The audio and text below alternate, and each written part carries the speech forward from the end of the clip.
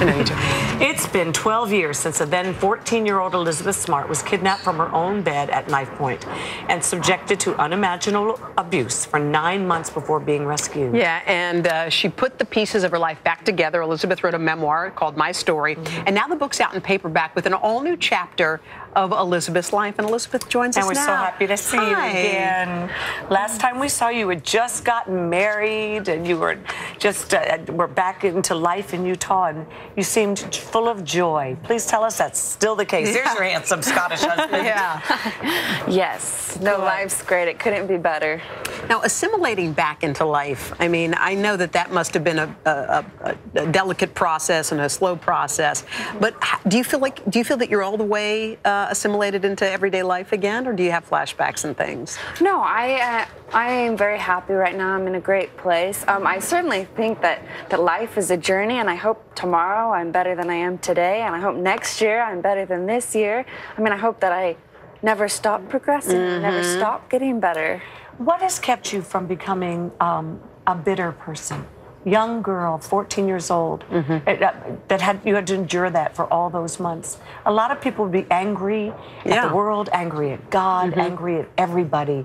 Why aren't you angry, Elizabeth? I really feel like you either do go down that path of anger, or you go down the other path of gratitude. And for me, I mean, it would have been easy to go down the angry path, but as I've been able to move forward with my life, and as I've been able to experience more in life, I've just seen over and over and over how many people cared, how many people searched for me, and how many people want goodness in the world. I mean, for as many terrible things as we see on the news all the time, I mean, there's just that many more people out there who are good. Some people talk through their pain a lot and talk over it over the years, and some people carry it.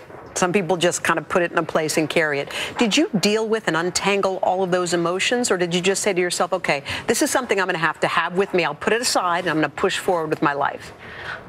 I've thought a lot about that question, actually, and I really feel like as I was kidnapped and as things happened, that I dealt with it as they happened, that I went through a mental process as things were happening to me. And first, a lot of it was, this is so terrible, I'm just so worthless, I'm disgusting. But then I would sort of re-find myself and realize, no, like, I'm still a good person. Like, I didn't choose this. This was not something I asked for.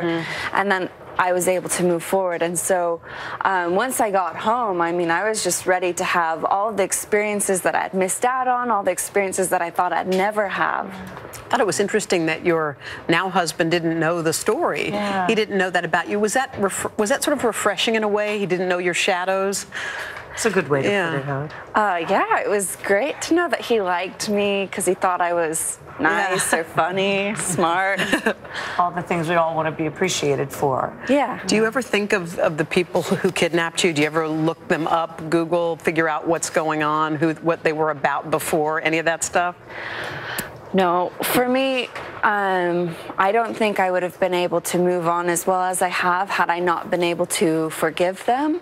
And so I believe there are many different levels of forgiveness. I mean, I'm not going to call them up and invite them over for Sunday dinner. No. Like, that's not what I mean when I say forgive. I just mean that they're no longer a part of my life. They're in a place where I know that they can't hurt anybody else. They can't hurt me.